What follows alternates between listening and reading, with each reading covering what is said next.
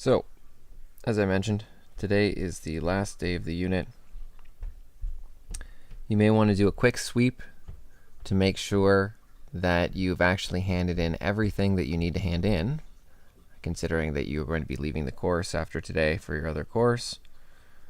So a great way to do that would be to look at the Assignments tab. Oh, iPad. Oh, you're going to work. Hey.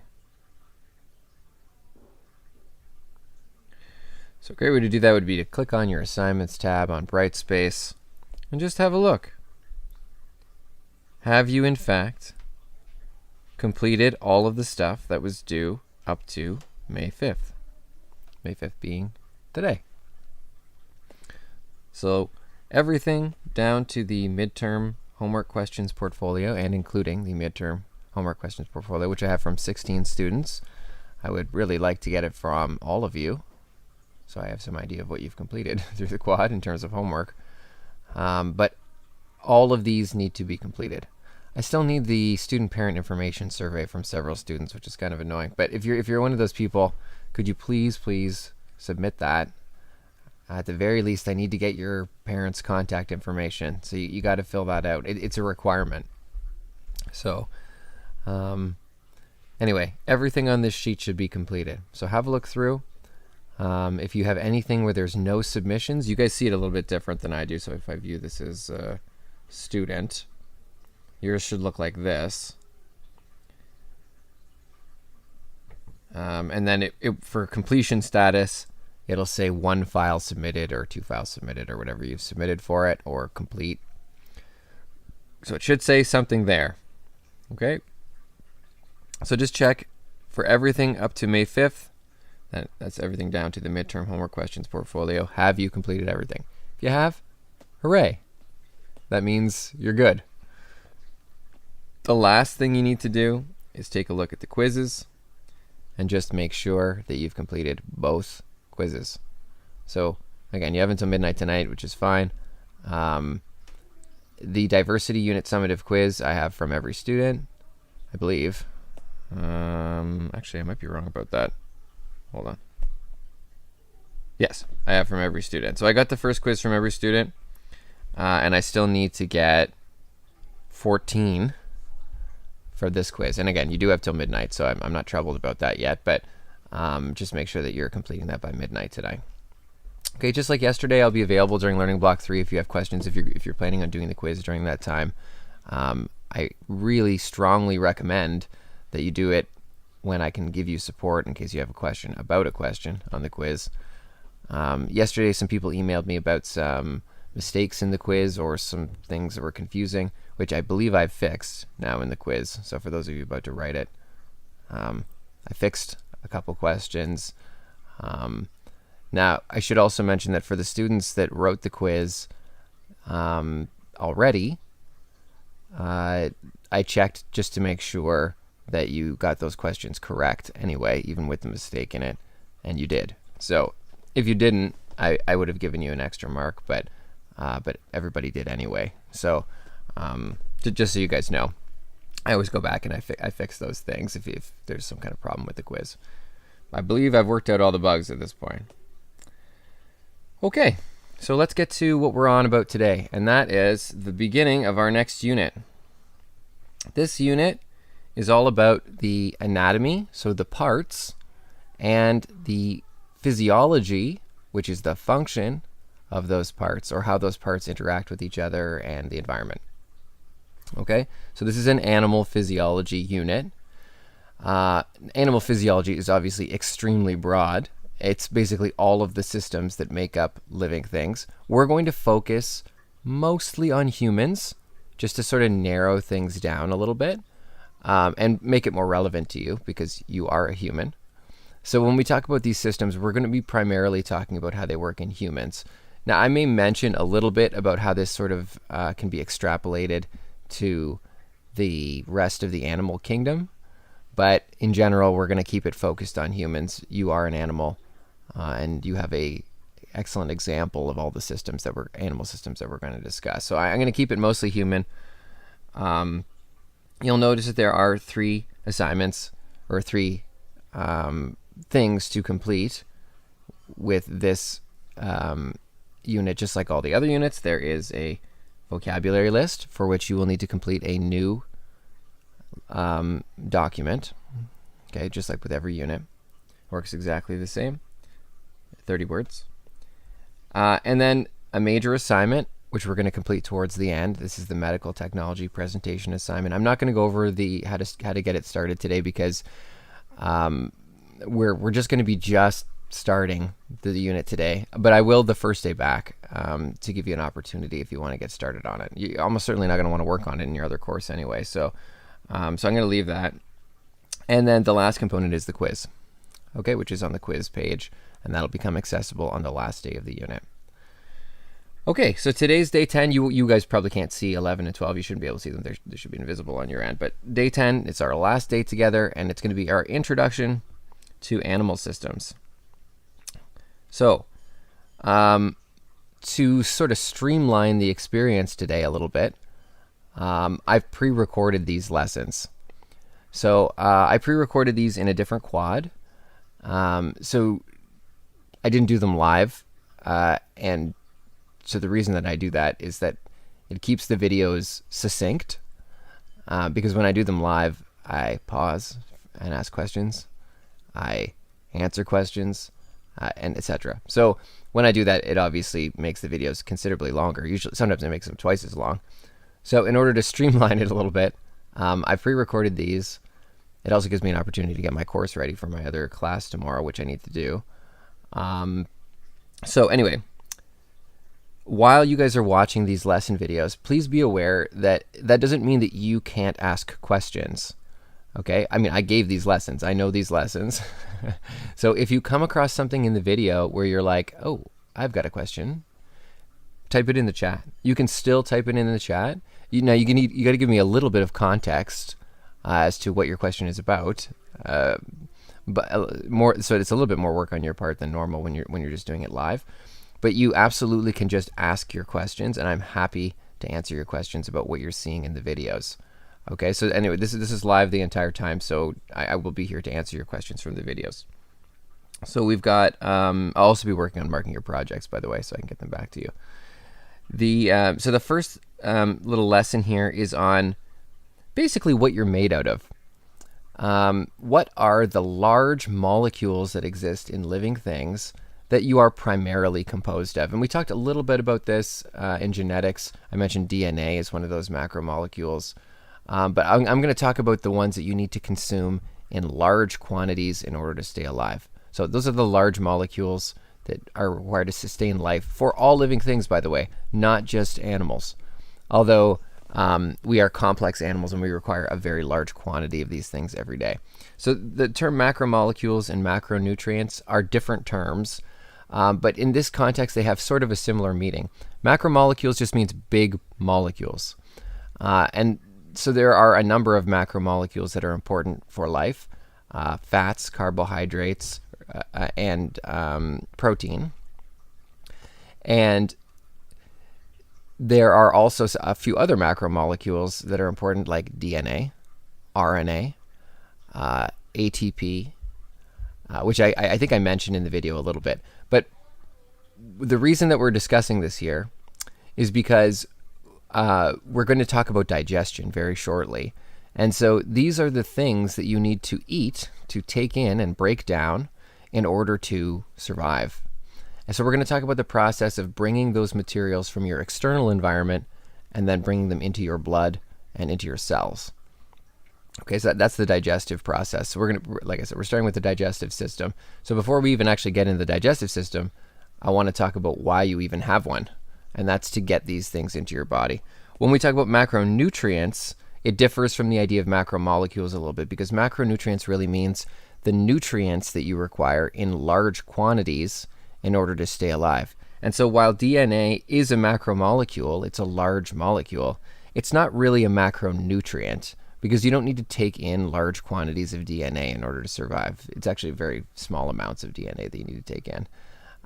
So there's a minor difference here between these two. We're mostly going to be focusing on the macronutrient component here, which is what are the things we need in large quantities in order to survive. Okay, so this lesson goes through those things. It talks a little bit about the biochemistry of them. When you're following along, you'll need the notes package, and the notes package is over here on the sidebar, U3 Part 1, Digestion, Animal Structure and Function, and that will have all the digestive stuff on it. So this unit is broken down into 3 main systems: digestion, respiration, and circulation. So we're going to talk about those 3 systems. Then we're going to spend a little bit of time talking about the interactions between systems and the control mechanisms for those systems and illnesses of those systems. So what happens when those systems malfunction? And then at the very end, we're going to look in a fetal pig and see the systems. So what do those structures actually look like inside a thing? So I'm still not 100% sure how that's going to work. I may have to use a recording from a previous quad because I'm not sure about my status to get into the school. But either way, we're going to look inside a fetal pig. If that's something that is problematic for you, I mean, perhaps I can come up with an alternative, but you're probably going to see it either way, either a drawing or a video.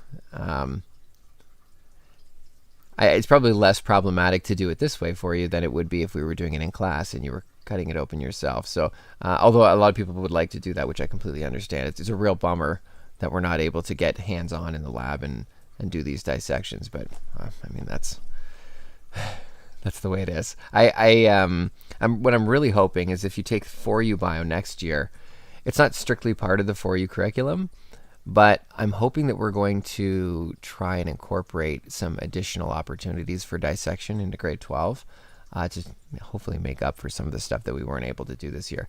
Next year's a real black hole. Everybody's always asking the principal, like this is at staff meetings, what's it going to look like next year? What are we doing? Do we do labs?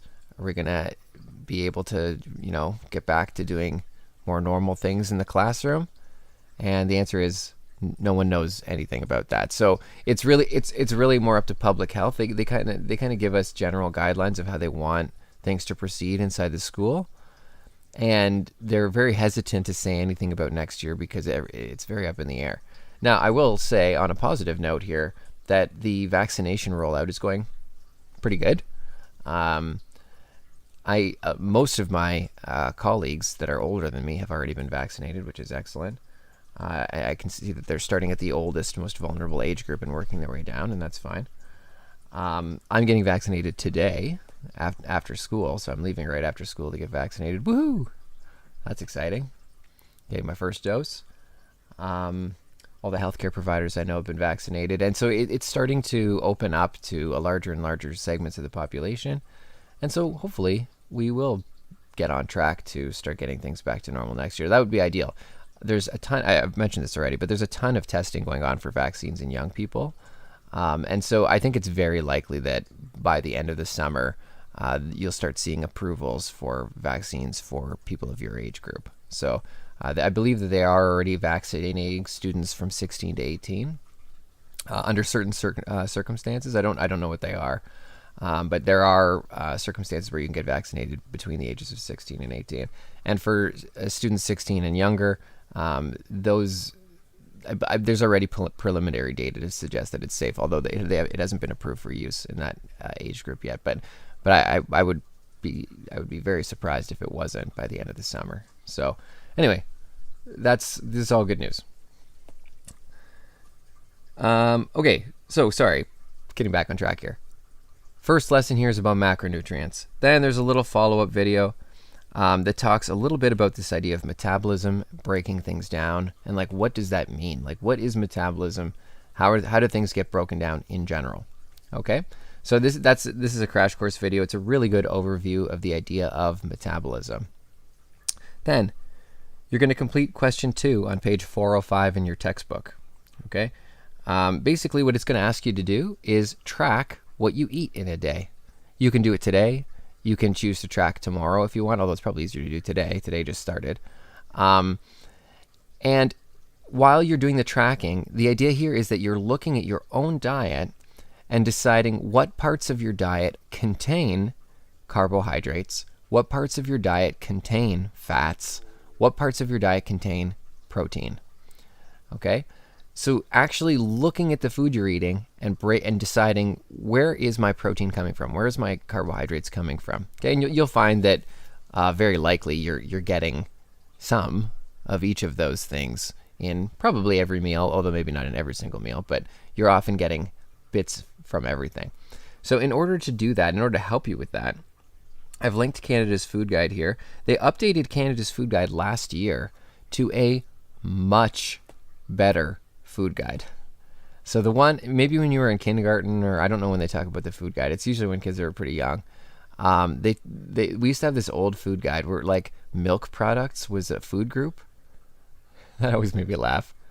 Milk products was a food group. Just so you know, milk products should not be a food group. That is absolutely ridiculous. That's a Canadian thing where somebody from the milk lobby paid somebody off. And must have been. And then that was put as an entire food group. That is absolutely ridiculous. So milk products are not a food group and should never have been a food group. That previous food guide was based on industry data. It was not based on nutritional requirements for humans. I honestly, it was shameful, the old food guide. Makes me laugh. But the new food guide is actually research-based, which it always should have been.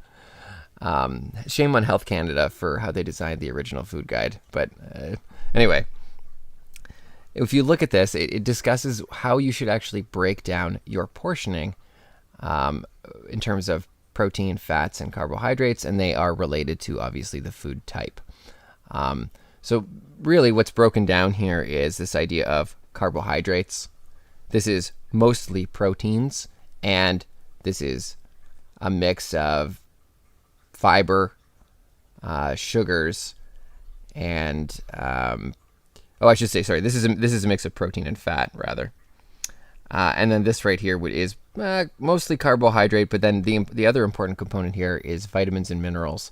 Those are micronutrients, not macronutrients, because you don't need quite as much of them. And fiber. Fiber is the key part. So if you look at this, you'll notice that half the plate it contains foods which have fiber. Fiber is something that you don't actually digest, you don't actually absorb, but it actually keeps the system moving and healthy. And so that's also required. So anyway, here's a little bit of a breakdown of how your plate should be laid out. They also changed the other part of the food guide, which was serving sizes and servings, where they used to say, have 8 to whatever servings a day of this, and again, ridiculous. Who is having 10 servings of fruits a day? Like, honestly, who was doing that? That nobody was doing that. And so the reason that they changed the food guide was because what people did was they looked at their diet and said, well, I only have 4 servings of fruits and vegetables. So forget this food guide. Like, I'm never going to have that many. And so then they never end up actually using the food guide for anything, which is pointless. And everybody did that, basically. So this makes a lot more sense, which is that you consider breaking down your plate into this amount of each thing. So you don't necessarily have to have a certain amount of each thing, but you should have, relative to the other types of food, approximately this much. And then that really helps to make it more clear to people how they should be breaking down their meals, as opposed to saying you need 5 of these and 4 of these or whatever, which are just ridiculous numbers in my opinion. So anyway, they did a really good job. If you want to look through this, the food guide here, there's more information here on it. But it talks about some things to consider when you're making food. It is overall just a much, much better food guide than the previous food guide. So I was super happy to see that they fixed that last year. It's a huge upgrade from the previous food guide. And it'll help you in terms of looking at your own meal preparation and what you're eating and what the breakdown is for what you're eating. And there's a little practice quiz at the end. Again, exit quizzes are practice. I don't write not summative, but summative just means counts for marks. I don't write that after every single quiz, like after every single practice quiz, but they're all not summative. None of them count for marks. They're, again, just for practice. People are always asking me, does that count for marks? Does that count for... No, it doesn't. Only the summative quizzes that you see on the quizzes page count. Okay, that's the first part. So the first part's all about digestion in general and macromolecules or macronutrients. The second part here is we're actually going to get into what are the structures in your body that do the digesting. So I have a little video here following a piece of food that's going through a human. This is really cool because it's actual food actually going through a person. So it follows the person with a camera. It's like a nasal pharyngeal camera that you like push up through the nose and down the esophagus into the stomach. And it's like on a really long fiber optic cable, so you can just like push it down into the system. It's really cool. And they just follow the food through. So you can see what it looks like at each stage as the food is being broken down, and it talks about the structures and what they do. So it's an excellent introduction to the system. Now, for some reason, whoever made this video decided, oh, it's gross. Adults are gross. Which, I mean, I don't disagree with that. But so instead what they did was they used a baby on the outside. So they keep showing a baby on the outside and then showing you this on the inside. And then they're like, oh, it's a baby. And then they show you, oh, now we're in the stomach. Oh, it's a baby. Now we're in the small intestine. It's not a baby, guys. I don't know why they do that. Nothing about these structures on the inside are baby structures. These are all obviously from a fully grown adult.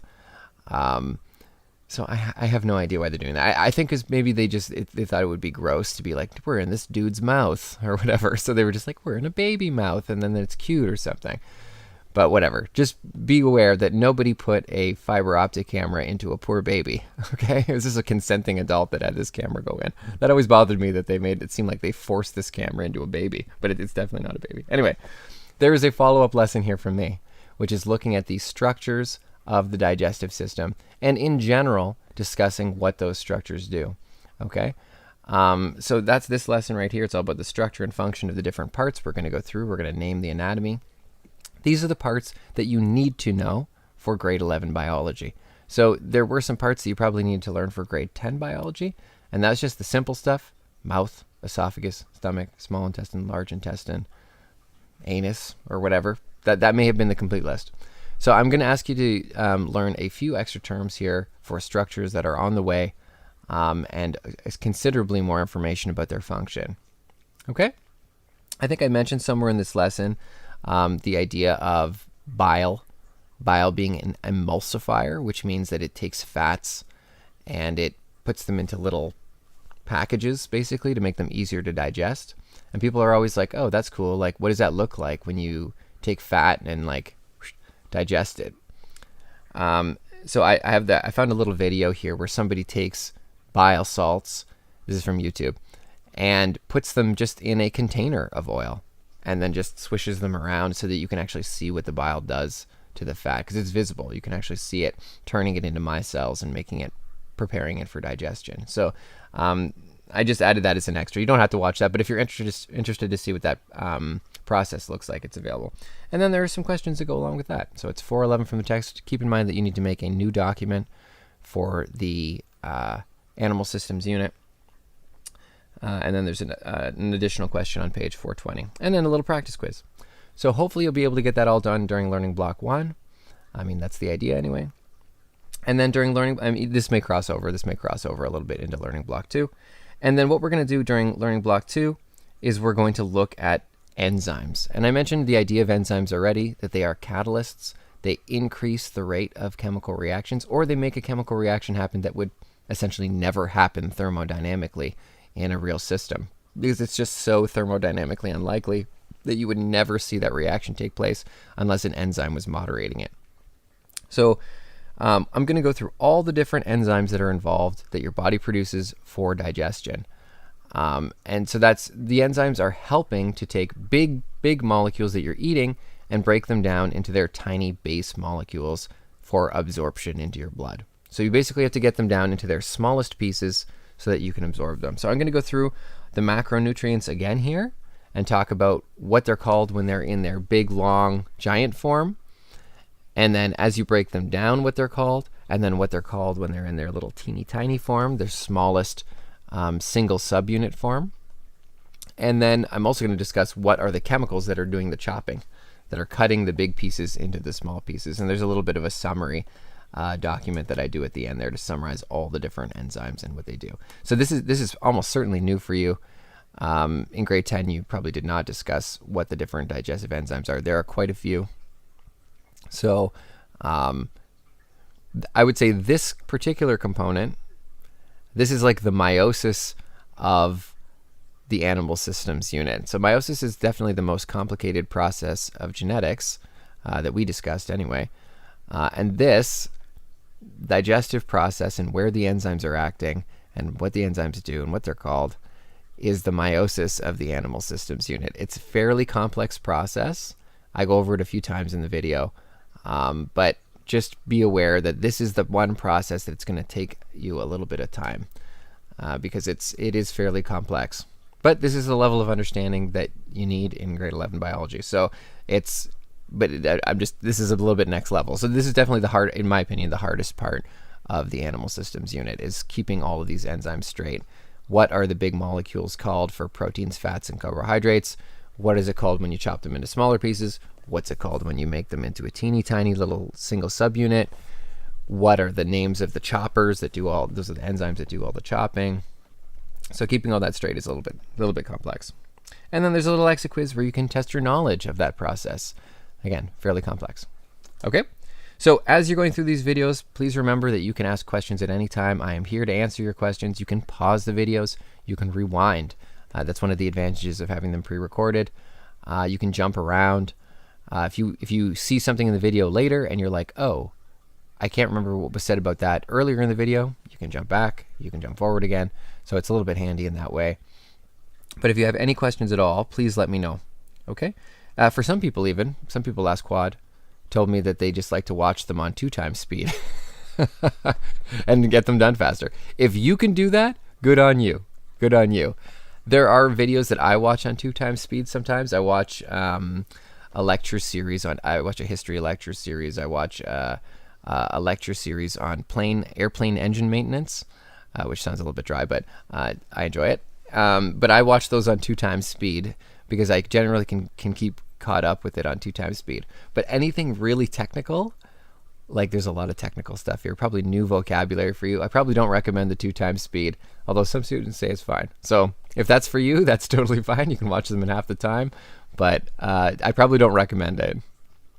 Okay, anyway, I'll leave that to you. I will still come back at 11:05 and take attendance. I'll open it up for questions if people have questions that they want to ask for the entire class. But other than that, I'm going to let you work through this little video series on your own. All right, guys. Let me know if you need anything at all. Hey, guys. Welcome back for the second half. If you haven't done so already, let me know in the chat if you are here. I've noticed some people are doing that already. Also, while I'm checking through the attendance, if you have any questions about the content for the first half, so that includes questions about the macromolecules or macronutrients, or questions about the anatomy or physiology of the digestive system in humans, let it rip. So add them to the chat. I'm happy to, I can jump into the note. I can look at anything in particular from the notes. So just let me know if you'd like me to clarify anything or go over anything specific from the lesson. Okay, so question. Why is carb loading so important for endurance athletes? Good question. When you say so important, it's important at the elite level. Probably at the casual competitive level, it's not super important. How carb loading works is the main storage mechanism for carbohydrates in your body is in the liver and in the muscle. So those are the two places where you store sugars in your body. And when you exercise, you mobilize some of the sugars from your liver into your blood through a hormone called glucagon. It causes the sugar to be released from the liver into the blood, and then obviously can be taken up by your muscles and used for an endurance sport. And that's your fuel. That's what you're using. And when you're active, doing endurance sports, long-term sports, I don't know if it applies as much to swimmers, unless it's long distance. So sprint swimming, it would definitely not apply. But bikers and runners, certainly for long distance. You have a maximum amount of carbohydrates that your body can store. And like I said, there's a storage in the muscle and there's some in the liver. For the vast majority of us, we will never come anywhere close to exercising enough to exhaust our carbohydrate storage. It requires several hours of sustained activity. However, if you sorry, what I was going to say was that when you're burning fuel as an endurance athlete, it's a combination of fats and carbohydrates. And the higher the intensity, the more that ratio leans towards sugars. So you actually burn a higher percentage of sugar at the higher intensity that you work out. But fat always plays a role. So there's always some percentage that you're also mobilizing fats. It could be dietary fats, but you're also mobilizing fats from your fat cells. And everybody has fat cells. Even if you have extremely low body fat percentage, you still have some fat. So it's a combination, but sugar tends to be favored at higher intensity levels. Okay? So you're burning a little bit more sugar than you are fat. Or maybe it might be 70% sugar if it's quite a high intensity. But there's a limit. So if you're running a marathon, it is possible to run out of sugar. And when you completely run out of sugar, your muscles don't respond well to functioning 100% on fat. And honestly, if you're an endurance athlete, you may have very low fat storage to begin with. So you may not have a high body fat percentage to burn fat as it is. And when you're an endurance athlete, they call that hitting the wall. So the wall, when you truly hit the wall, I mean, some people say they hit the wall when they're doing a marathon, but what that really means is that they're just tired. So they can't continue. But when you truly actually hit the wall as an endurance athlete, it means that you've exhausted your glycogen, which is how you store the sugars in your liver and muscles. You've exhausted your glycogen storage. You've gotten to almost zero. Now, it's not one. It doesn't go all the way to zero, but it goes to such a low amount that you can no longer mobilize enough to maintain your level of physical activity. And when an endurance athlete hits the wall, when they truly do hit it, you're done. Your legs collapse, basically. You cannot continue exercising. And this is different from a muscle cramp. If you've ever been running, like sprinting, and you've had like your legs basically say, well, I can't sprint anymore, like I'm done. That's due to metabolite buildup, partially due to lactic acid buildup and stuff like that, potassium buildup across the membrane in your muscle cells. It's not so much, well, it has nothing to do with sugar. But when you truly hit the wall as an endurance athlete, you're done. So what carb loading is progressively exhausting and rejuvenating your carb storage. And the idea is that in the long term, you can increase the maximum amount of carb storage in your liver and muscle. And there is some research around this, and it does work to some extent. It's not probably as dramatic as you might think, but it does have some effect in increasing the total amount of sugar storage. The problem with carb loading is that realistically, if you're training for a marathon, you're already training your liver and your muscles to hold on to a significantly increased amount of sugar, of glycogen, in order to facilitate your endurance sport. But you can potentially increase that. You're like hyper loading basically your liver and your muscles with sugars to increase your total stored amount of energy to prolong how long you can run before you hit the wall or bike or whatever it happens to be. So I think you asked the follow up. Is that what's happening when people's bodies shut down in a race? Yes and no. So sometimes it is. Sometimes it's people hitting the wall, and that's real. 100%. That does happen. In order to get to the wall, you have to get past a whole bunch of other mental stuff. So there's going to be a point where your muscles are going to feel terrible. It will become painful for you to run. And there are other issues other than just muscle pain. But there's a mental game that goes on in endurance sports. Certainly, I mean, if you participate, you already know what I'm talking about. But you have to motivate your body to keep going past pain, past, at least discomfort, past not wanting to continue running. And for the vast majority of people, when you see them not making it to the end, it's more mental than it is physical. I mean, you can get cramping too, and cramping is also physical, but that's not the wall. So that's one of the things that causes that. But when you truly hit the wall, yes, it does look like that. It looks like you get rubber legs and then you cannot get up. So people that have really hit the wall, you can't get up. You can't get up and keep going. It's done. Your body does not have the capacity to continue at that point.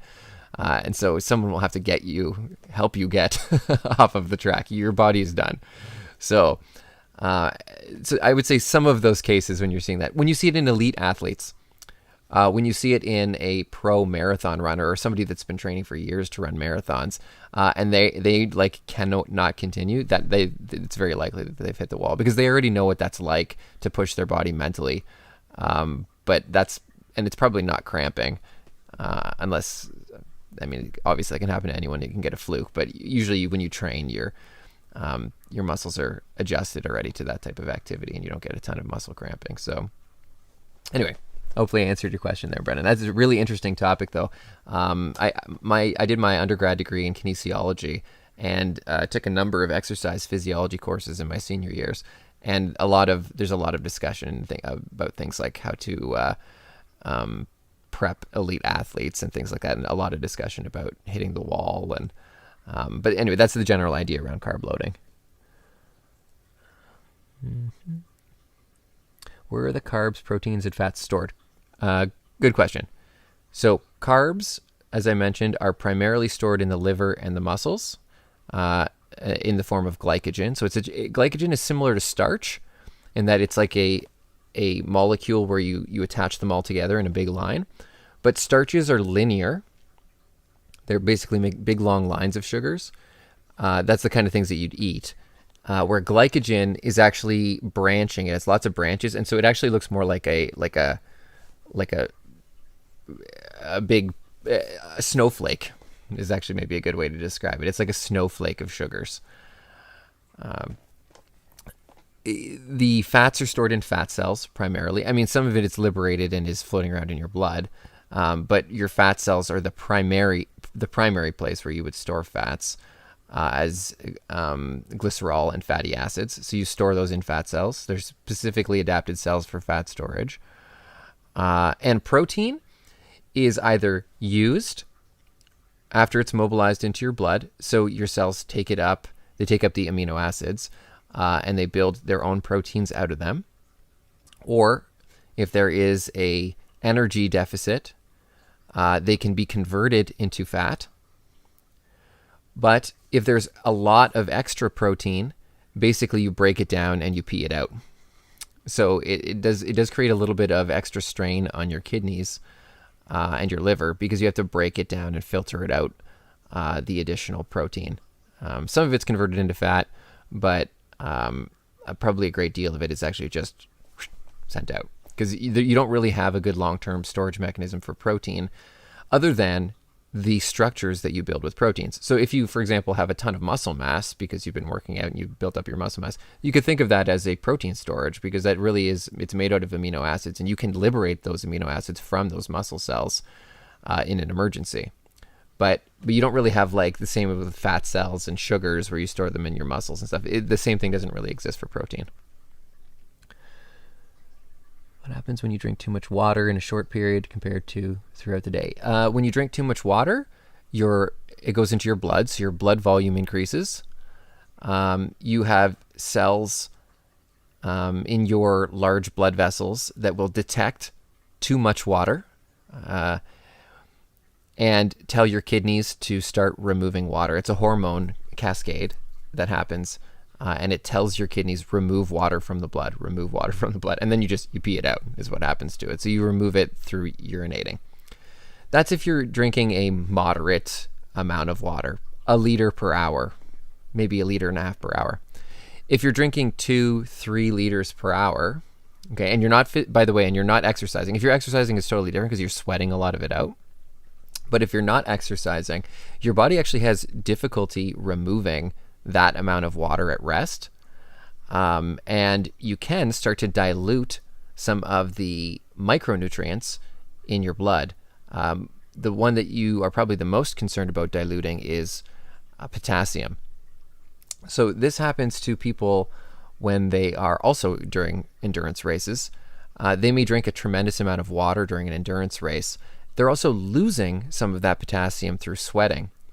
So if you're losing potassium through sweating and you're also putting a ton of extra water in that has no potassium in it, you can potentially get something called hyponatremia or hypokalemia. Natremia would be sodium, would be if you dilute the sodium, and hypokalemia is if you dilute the potassium. But both of those result in your nerves not conducting signals properly. And so if you're doing an endurance sport, sometimes it results in people having hallucinations and, and crazy things if they get hyponatremia. And if you get bad enough hyponatremia, it can cause death. It can cause your heart muscle not to beat properly any longer. So, I mean, it's problematic if you drink way too much water. But, if you're drinking a normal amount of water or replacing the sodium and potassium as you run, which is, by the way, why people drink sports drinks. That's the actual true use for them, is that they contain sodium and potassium. Those are the electrolytes. You may have heard of, like Gatorade has electrolytes in it. The electrolytes in Gatorade are literally a pinch of salt. That's what the electrolytes are. So if you just drank water with a pinch of salt in it, that's Gatorade, minus the sugar, which most athletes that are not competing at an elite level don't even need. You don't even need that extra sugar. But anyway, I digress. I'll keep going. I hope I answered your question there about extra water consumption. But for the most part, you just pee it out.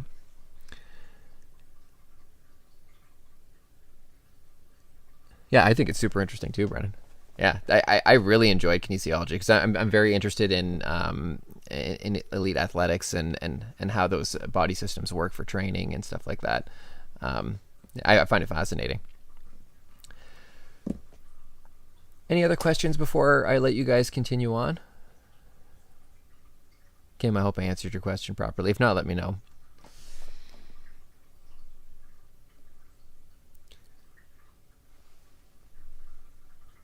Trenton, have you made it in at this point?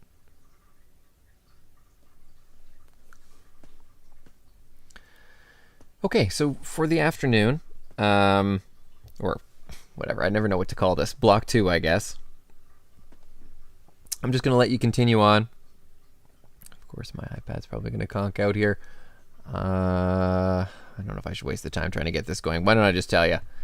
So if you're looking at the Day 10 tab, hopefully you've gotten through at least the first part here, which is just the anatomy of the digestive system.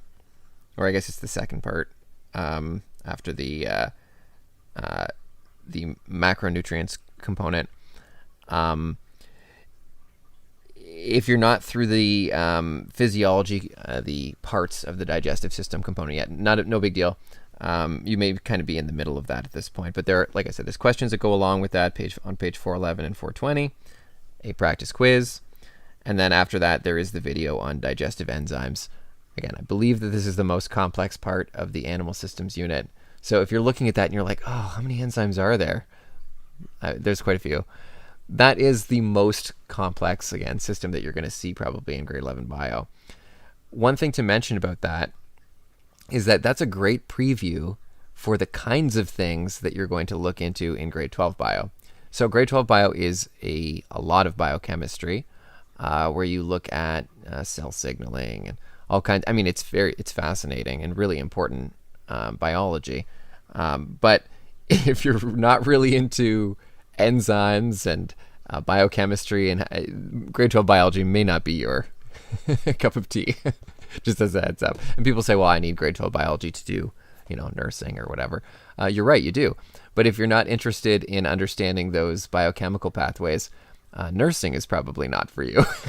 So anyway, this is just something that you should know. So you have to dig into it a little bit. And so this is a great preview. The digestive enzymes pathway is a great preview of the types of systems that you had to become familiar with as a biologist. So take a moment and you know what? Even see if you can, after you fill that in, see if you can cover it up. Remember the names of the intermediary molecules. Like the longest sugar is called a polysaccharide, and then once you break that down, you get disaccharides, and then when you break that down, you get monosaccharides. And see if you can remember that stuff when you cover it up. Give yourself a chance. Okay. And then there's a little exit quiz at the end of that, again, just to test your knowledge on the enzymes. So I don't know if I mentioned this previously, but before you do the summative quiz at the very end, you can always go back and try the practice quizzes again, just to see if you are comfortable with the material that we've covered. It's a great way to go back and check again. And you can write them as many times as you want. And again, they don't count. So they're a great review tool for you as well as you're going through the content. Okay, and I'm going to leave you to it. I'm going to stop talking. If you need anything, if you have a question about the content while you're going, just post it in the chat. I can answer it textually. If you'd like a more like a verbal explanation, drop by during the Google Meet. And man, I could talk all day about athletic performance, about muscle fiber density and fiber type, and you name it. That's my cup of tea. I love that stuff. So if you're interested in anything regarding human physiology, that's probably my favorite part of biology. Anyway, let me know if you need anything.